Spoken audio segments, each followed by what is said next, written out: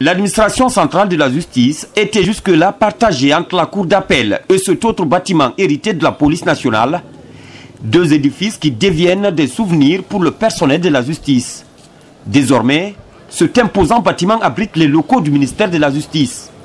La nouvelle infrastructure, qui obéit à toutes les commodités d'une administration moderne, compte 217 bureaux, 4 salles de conférence à des degrés divers, 2 parkings et autres.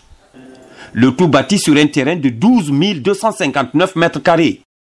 En gros, c'est un bâtiment construit en structure à béton armé et qui est composé de 5 niveaux, c'est-à-dire un R+4 avec toiture accessible à partir des sorties des édicules. Et il est composé, il est conforme à la structure et organisationnelle du département de la justice. L'œuvre est réalisée par le groupe Gicopress BTP et supervisée par le cabinet AOC et Beta Consulting.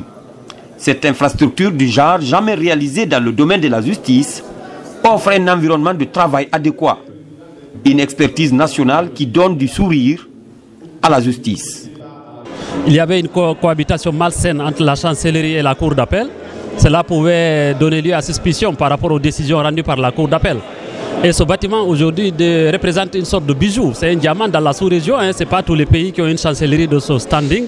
Et nous remercions véritablement M. le Président de la République et M. le ministre d'État chargé de la Justice pour ce travail. Nous sommes fiers.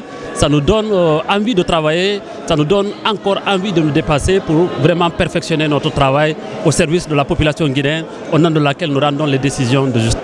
Ça, c'est une grâce, c'est un honneur qu'on doit pour l'ensemble du corps de la magistrature, de tous les magistrats, qu'on doit quand même féliciter.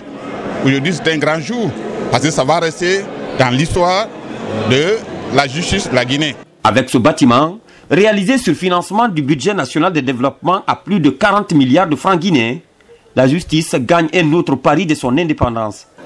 Une priorité du chef de l'État inscrite dans le programme de réforme du secteur de la justice.